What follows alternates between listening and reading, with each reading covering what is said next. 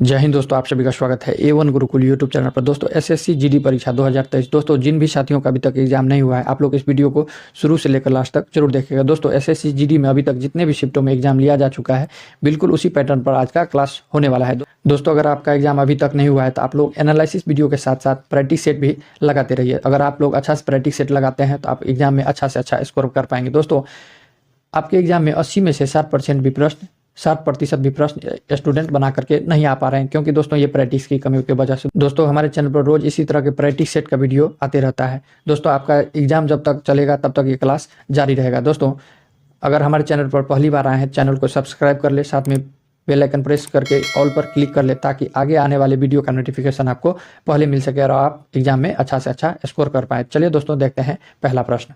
पहला प्रश्न है, विश्व की सर्वाधिक औसत वर्षा होती है, यानी विश्व की सबसे ज्यादा वर्षा कहाँ पर होती है? ऑप्शन है चेरापूंजी में, मानसीराम में, या कोलकाता में, या चेन्नई में। तो दोस्तों विश्व की सर्वाधिक औसत वर्षा जो है यह मानसीराम में होता है। यह मानसीराम है कहाँ दोस्तों?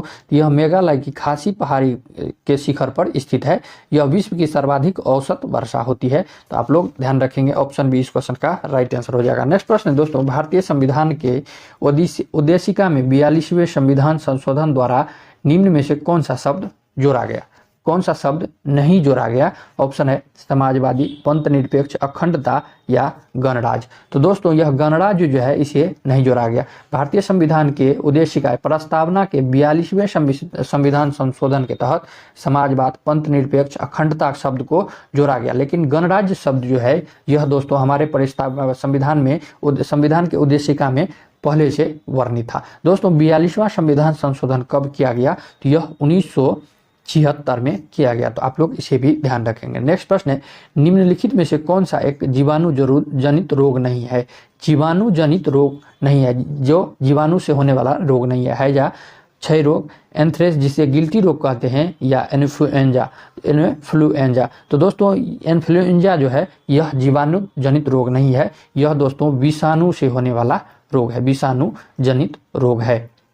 तो ऑप्शन डी इस क्वेश्चन का राइट आंसर हो जाएगा। नेक्स्ट प्रश्न है, 4 नंबर प्रश्न है, मतदान की आयु 21 वर्ष से घटाकर 18 वर्ष की गई थी, यह कौन से संविधान संशोधन के तहत? ऑप्शन है 61वें संविधान संशोधन से, 62वें संविधान संशोधन से, 63वें संविधान संशोधन से, या 64वें संविधान संशोधन से। तो दोस्तों मतदान की आयु 21 वर्ष से घटाकर 18 वर्ष 61वें संविधान संशोधन के तहत किया गया। दोस्तों और इससे एक प्रश्न बनता है कि यह अधिनियम लागू कब से हुआ? संविधान 21 वर्ष से घटाकर 18 वर्ष तो कर दिया, लेकिन यह लागू कब से हुआ? तो यह अधिनियम है जो दोस्तों यह 28 मार्च 1989 से यह क्या हुआ? तो लागू हुआ। 61वें संविधान संशोधन के तहत 21 वर्ष से घटाकर 18 वर्ष कर दिया वोट देने की आयु, लेकिन यह लागू जो है 28 मार्च 1989 में इसे लागू किया गया। तो आप लोग दोनों चीज ध्यान रखेंगे। नेक्स्ट प्रश्न है दोस्तों, अगर यह वीडियो आप लोग पहली बार हमारे चैनल पर आए हैं तो आप लोग सब चैनल को सब्सक्राइब जरूर करें। नेक्स्ट प्रश्न है, 5वां नंबर प्रश्न है, स्वच्छ भारत मिशन के तहत खुले में शौच मुक्त ODF घोषित होने वाला प्रथम राज्य कौन सा था? ऑप्शन है बिहार, राजस्थान, हिमाचल प्रदेश, या सिक्किम। तो दोस्तों खुले में शौच करने वाला ODF घोषित होने वाला प्रथम राज्य कौन था? तो यह सिक्किम था। ऑप्शन डी इस क्वेश्चन का राइट आंसर हो जाएगा। नेक्स्ट प्रश्न है दोस्तों, 6वां नंबर प्रश्न है, सुप्रसिद्ध फिल्म गांधी का निर्देशन किसने किया था? दोस्तों यह गांधी फिल्म जो आया था यह हमारे राष्ट्रपिता महात्मा गांधी जी के जीवनी पर फिल्म बनाया गया था, जो दोस्तों 1982 ईस्वी में प्रदर्शित किया गया था, प्रकाशन किया गया था। इसमें दोस्तों इसके निर्देशन डायरेक्टर कौन थे? ऑप्शन है बेन किंग्सले, मिर्लान सेन, या रिचर्ड एटनबरो, या सत्यजीत रे। तो दोस्तों इसका निर्देशन जो है यह रिचर्ड एटनबरो ने किया था। इसमें दोस्तों गांधी जी का रोल किसने किया था? यह बेन किंग्सले ने किया था। तो ऑप्शन आप लोग इसे भी ध्यान रखेंगे, इसका डायरेक्टर कौन थे? तो यह रिचर्ड एटनबरो थे और यह बेन किंग्सले थे, जो गांधी जी के भूमिका निभाई थी। और दोस्तों यह 1982 ईस्वी में इसे रिलीज किया गया था, वह उस समय का सुप्रसिद्ध फिल्म था। नेक्स्ट प्रश्न है, जीएसटी का पूरा अर्थ क्या होता है?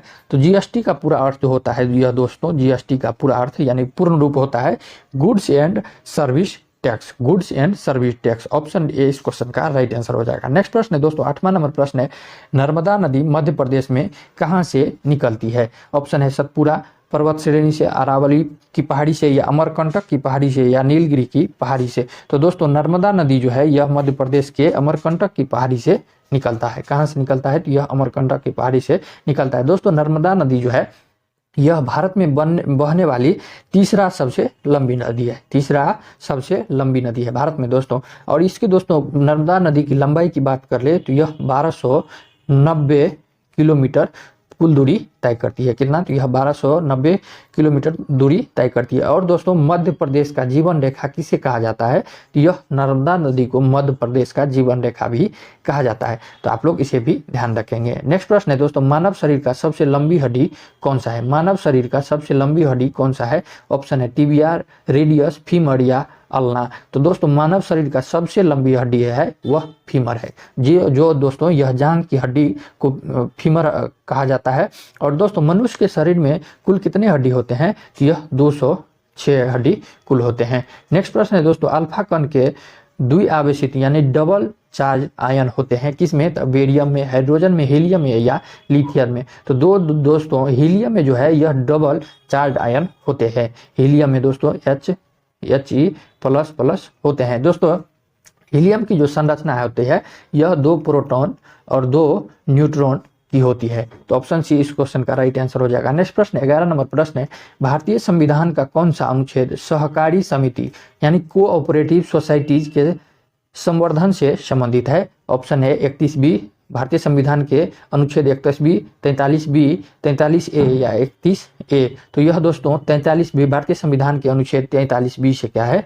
यह संबंधित है। ऑप्शन बी इस क्वेश्चन का राइट आंसर हो जाएगा। नेक्स्ट प्रश्न दोस्तों, राजा टोडरमल निम्नलिखित में से किस मुगल सम्राट के शासनकाल के दौरान राजस्व मंत्री थे यानी कि वित्त मंत्री थे? ऑप्शन है हुमायूं, शाहजहां, जहांगीर या अकबर। तो दोस्तों राजा जो टोडरमल थे यह मुगल बादशाह अकबर के शासनकाल के राजस्व मंत्री थे। ऑप्शन डी इस क्वेश्चन का राइट आंसर हो जाएगा। और दोस्तों राजा टोडरमल जो थे यह अकबर के 9 रत्नों में से एक थे। तो आप लोग इसे भी ध्यान रखेंगे। ये प्रश्न दोस्तों आपके जीडी एग्जाम में, शुरू के एग्जाम में ही पूछ लिया गया था। नेक्स्ट प्रश्न है दोस्तों, निम्नलिखित में से कौन सा? दोस्तों आपके जीडी के एग्जाम में कई बार प्रश्न दोहराते भी है दोस्तों। और पहला प्रश्न भी दोस्तों, जो विश्व की सर्वाधिक औसत वर्षा होती है, यह भी प्रश्न आपके जीडी में पहले ही पूछ चुका है दोस्तों। नेक्स्ट प्रश्न है, निम्नलिखित में से कौन सा वह साधारण उपकरण है जिसका उपयोग विद्युत परिपथ को वियोजित करने या इसे पूर्ण करने के लिए किया जाता है? यानी कि वियोजित माने काटने और पूर्ण करने यानी कि जोड़ने। विद्युत परिपथ को काटने और जोड़ करने के लिए किसका प्रयोग किया जाता है? ऑप्शन है स्विच, ट्रांजिस्टर, संधारित्र या प्रतिरोध। तो दोस्तों स्विच का प्रयोग किया जाता है। हमें कोई चीज को जोड़ने और इसे काटने के लिए, लाइन को जोड़ने और काटने के लिए किसका प्रयोग करते हैं? तो स्विच का प्रयोग करते हैं। जब मन करे स्विच दाब दिए, लाइन चालू हो गया, बल्ब चालू हो गया, पंखा चालू हो गया, एसी चालू हो गया, टीवी चालू हो गया। और जब मन करते तब इसे ऑफ कर देते हैं। Switch off, light of, TV off, पंखा ऑफ, सभी चीज क्या होता है? तो यह स्विच होता है। नेक्स्ट प्रश्न है दोस्तों, ऑप्शन ए इस क्वेश्चन का राइट आंसर हो जाएगा। नेक्स्ट प्रश्न है दोस्तों, कोलंबस ने किस बंदरगाह से अपनी महान यात्रा के लिए प्रस्थान किया था? कोलंबस दोस्तों यह कौन से बंदरगाह से जो अपनी महान यात्रा प्रारंभ किया था? ऑप्शन है पालोस बंदरगाह, कालीकट बंदरगाह, मेरिया बंदरगाह या बहामा बंदरगाह। तो दोस्तों कोलंबस जो थे यह स्पेन की जो है, स्पेन की पालोस बंदरगाह से अपनी यात्रा, स्पेन की जो पालोस बंदरगाह से अपनी यात्रा शुरू किया था। यह दोस्तों 1492 ईस्वी से में यात्रा शुरू किया। और दोस्तों यह जो है कोलंबस जो थे अमेरिका की खोज करने वाले व्यक्ति थे। अमेरिका को खोज किसने किया? तो यह कोलंबस ने खोज किया था। तो आप लोग इसे भी ध्यान रखेंगे। और यह दोस्तों स्पेन की पालोस बंदरगाह से अपनी यात्रा शुरू की और 1992 ईस्वी में अमेरिका की खोज की। नेक्स्ट प्रश्न दोस्तों, निम्नलिखित में से ईश्वर के सही पर्यायवाची शब्द है? पर्यायवाची, ईश्वर के सही पर्यायवाची शब्द है। ऑप्शन है जगदीश और ईश। ईश्वर का पर्यायवाची शब्द कौन सा हो जाएगा? यह जगदीश और ईश। ऑप्शन ए इस क्वेश्चन का राइट आंसर हो जाएगा। दोस्तों विश्वंभर और विश्व रूप जो है यह विष्णु का पर्यायवाची शब्द है। और दोस्तों मोषक और रजनीचर जो है यह चोर का पर्यायवाची शब्द है।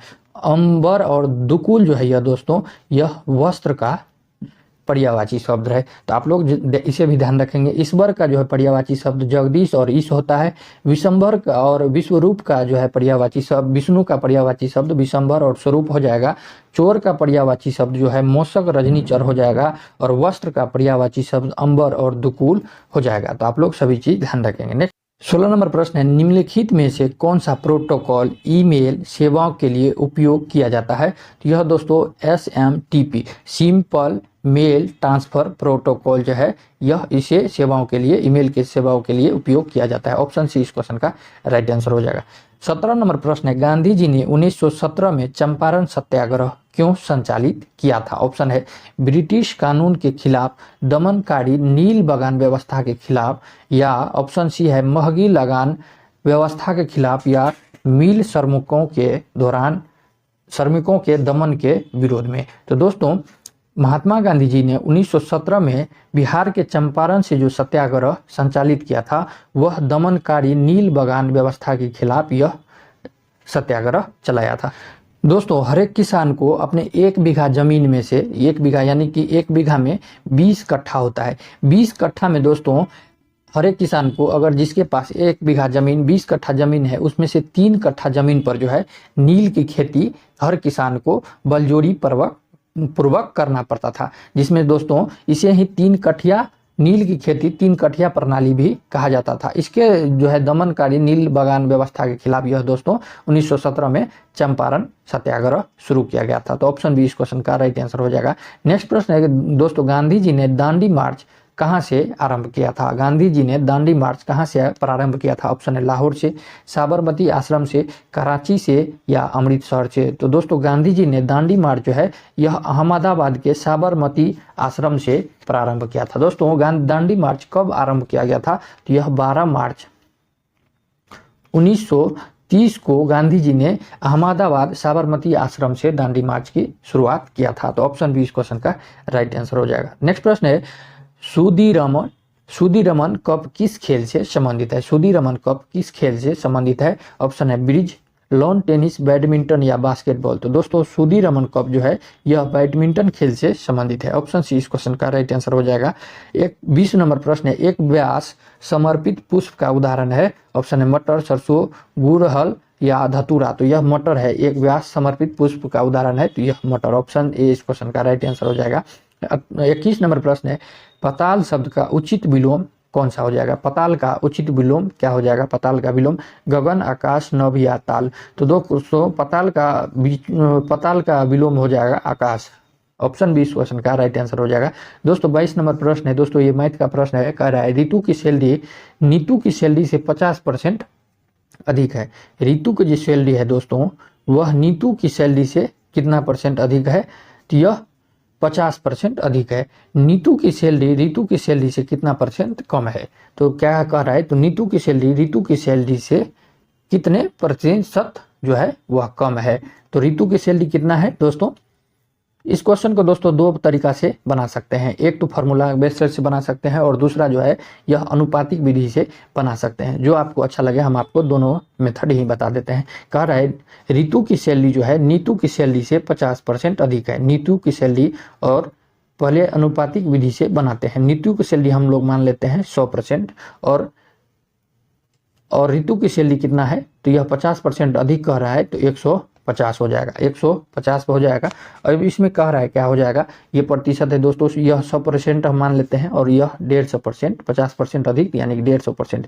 तो इसको काट देते हैं, 1 0 से 1 0, 5 दूना 10, 5 3 15, यानी कि नीतू की सैलरी 2 है तो रीतू की सैलरी कितना है? 3 है। तो 1% क्या है? बढ़ रहा है। और जिससे कंपेयर कर रहा है दोस्तों उसको हम लोग नीचा करेंगे, लिखेंगे, और दोस्तों प्रतिशत में कन्वर्ट करने के लिए 100 से गुना कर देंगे। तो कितना हो जाएगा दोस्तों? 33 या 99, 1/3%। तो 33.1/3%। ऑप्शन डी इस क्वेश्चन का राइट आंसर हो जाएगा। और दोस्तों फार्मूला विधि से अगर निकालें तो प्रतिशत कमी बराबर होता है R/100 + R, और प्रतिशत में चेंज करने के लिए 100। R दोस्तों प्रतिशत को क्या हो जाएगा, जितना प्रतिशत अधिक रहे उसको सूचित किया जाता है, तो कितना हो जाएगा? 50/100 प्लस 50 गुने 100। अब इसको दोस्तों काट देते हैं तो क्या हो जाएगा 50/150 गुने 100। अब इसको काट देते हैं, सिंपल भाषा में लिख दिए और 0 से 0 कट गया, 5 तेरी 15 और कितना हो जाएगा 100/3 है, 100/3 आ गया दोस्तों। यह कितना हो जाएगा अगर प्रतिशत में लिखेंगे तो यह 33.1/3% वही आएगा दोस्तों। अगर चाहे अनुपातिक विधि से बनाइए चाहे फॉर्मूला विधि से बनाइए, दोनों विधि महत्वपूर्ण है। नेक्स्ट प्रश्न है दोस्तों, जरत्व के नियम को क्या कहा जाता है? जरत्व को नियम को क्या कहा जाता है? ऑप्शन है गति का पहला नियम, गति का दूसरा नियम, गति का तीसरा नियम या गति का चौथा नियम। तो जरत्व नियम को जो है दोस्तों न्यूटन के गति का पहला नियम को जरत्व के नियम भी कहा जाता है। तो ऑप्शन है इस क्वेश्चन का राइट आंसर हो जाएगा। नेक्स्ट प्रश्न है मानस टाइगर रिजर्व किस राज्य में स्थित है? मानस टाइगर रिजर्व जो है दोस्तों यह कौन से राज्य में स्थित है? ऑप्शन है केरल, उत्तराखंड, पश्चिम बंगाल या असम में। तो दोस्तों मानस टाइगर रिजर्व जो है यह असम राज्य में स्थित है। कहाँ पर है? तो यह असम राज्य में स्थित है। नेक्स्ट प्रश्न है दोस्तों, सूक्ष्म जीवीय रोग का उदाहरण जिसका स्थानांतरण लैंगिक संपर्क से होता है। ऑप्शन है कलेरा जिसे हैजा कहते हैं, सिफिलिस, एंथ्रेक्स या ट्यूबरकुलोसिस जिसे क्षय रोग कहते हैं। तो दोस्तों सूक्ष्म जीवीय रोग का उदाहरण जिसका स्थानांतरण जो है लैंगिक संपर्क से होता है, यह कौन सा बीमारी है? तो यह सिफिलिस है दोस्तों। सिफिलिस जो बीमारी होता है दोस्तों यह जीवाणु जनित रोग होने वाला रोग है जो लैंगिक संपर्क से होता है। तो ऑप्शन 20 क्वेश्चन का राइट आंसर हो जाएगा। तो चलिए दोस्तों आज के क्लास में इतना ही। अगर यह दोस्तों वीडियो अच्छा लगा हो तो चैनल को जरूर सब्सक्राइब कर लीजिए, साथ में बेल आइकन प्रेस कर लीजिए ताकि आगे आने वाले वीडियो का नोटिफिकेशन आपको सबसे पहले मिल सके।